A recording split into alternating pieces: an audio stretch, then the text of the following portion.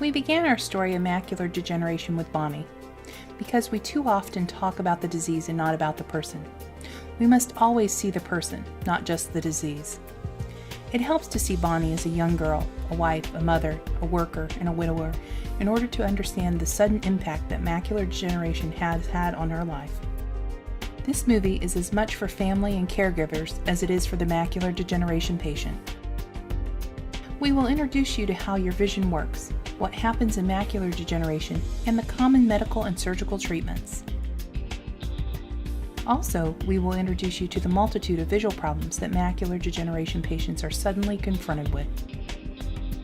Then we will discuss low vision care and rehabilitation, and the many new and exciting low vision aids and other services available to help your vision.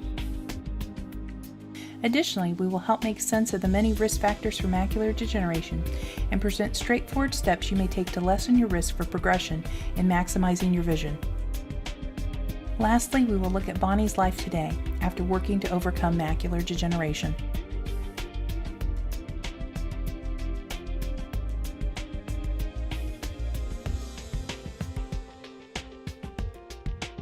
Over 15 million Americans have macular degeneration.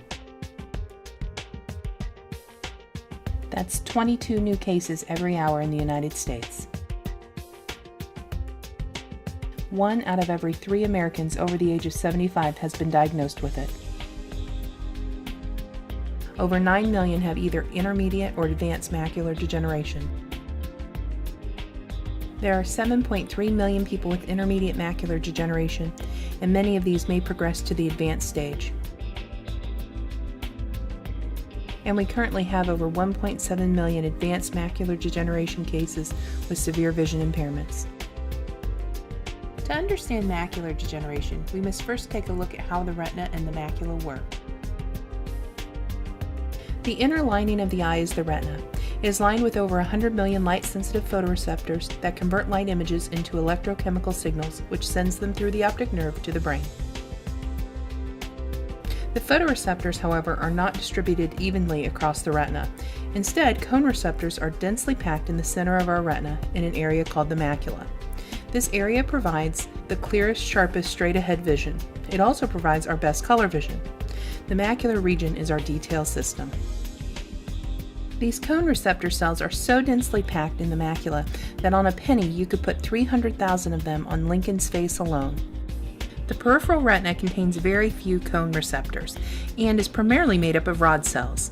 The peripheral retina is our detection system. It provides our side vision and our night vision. Each eye has about 130 degrees of visual field.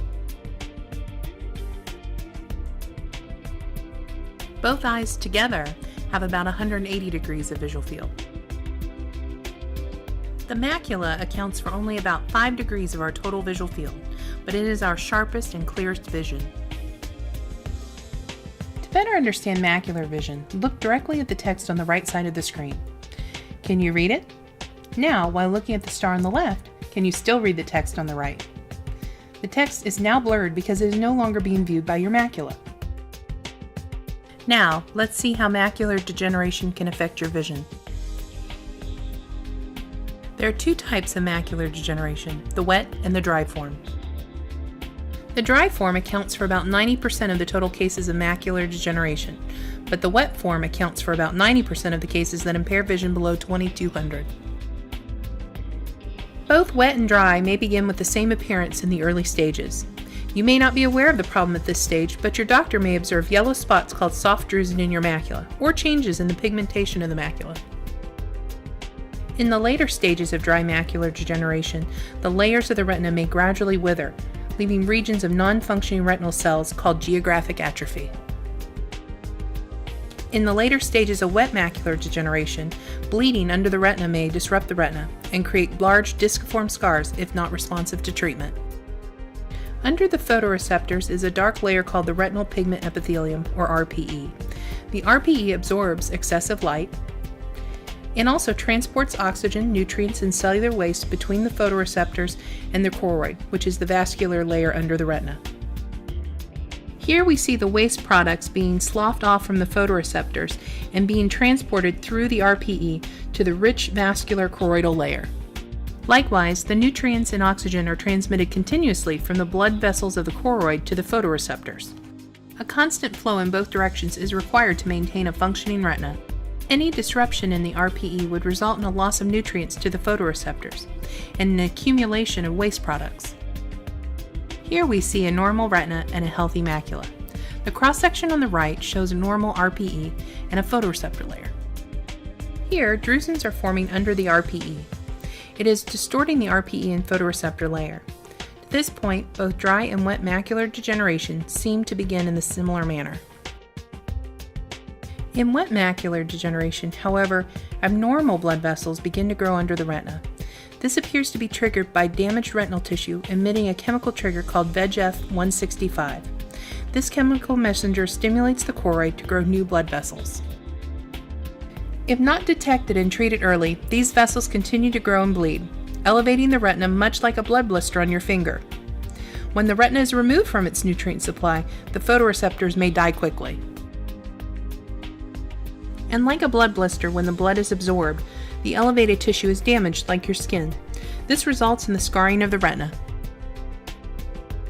Once dry macular degeneration reaches the advanced stage, no current treatments can prevent vision loss. However, the National Eye Institute's age-related eye disease study found that the intervention with specific nutrients could possibly delay or prevent intermediate macular degeneration from progressing to the advanced stage.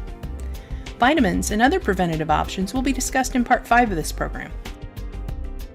Since wet macular degeneration occurs when abnormal blood vessels behind the retina start to grow under the macula, most treatments have centered around coagulating abnormal blood vessels. Newer treatments aim at inhibiting the development of these vessels. Until newer treatments were developed, argon laser photocoagulation was the primary option for wet macular degeneration. It used a thermal laser to heat cauterize the abnormal leaky blood vessels. Because of the high energy released, it often caused damage and vision loss around the treated area. Today, its use is very rare. In photodynamic therapy, verteporfin, a photosensitive dye, is administered intravenously. The dye diffuses through the body, including through the abnormal vessels under the retina. Then, a non-burning laser of a specific wavelength is applied for about 90 seconds. The light activates the dye, producing an active form of oxygen that both coagulates and reduces growth of abnormal blood vessels. This, in turn, inhibits the leakage of fluid from the abnormal blood vessels. This treatment may need to be repeated several times. Now, newer treatments for wet macular degeneration look promising. It can now be treated with new drugs that are injected directly into the eye.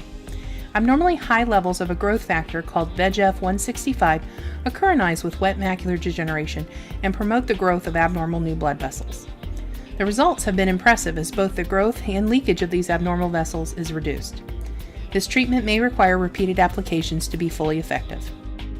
The course of wet macular degeneration may vary from mild damage after early treatment to moderate scars and to severe disciform scarring of the retina.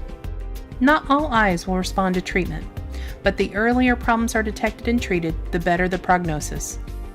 Most dry macular patients do not experience severe vision loss. However, we have no way to tell who will progress and who will not. Here we see a retina with very mild changes. Sometimes ring scotomas surround the macula, but spare is part of the central vision for many years. And in a small number of cases, a large area of geographic atrophy may occur. Bonnie was seen by an excellent retinal specialist, but it was determined that no treatment options were possible. Her retinal damage occurred before newer options were available. Bonnie represents a second type of prognosis, the low vision prognosis. Bonnie had terrible damage to her retinas, but her perseverance and flexibility would make her low vision prognosis excellent. Only your retinal specialist can determine which treatments are right for you.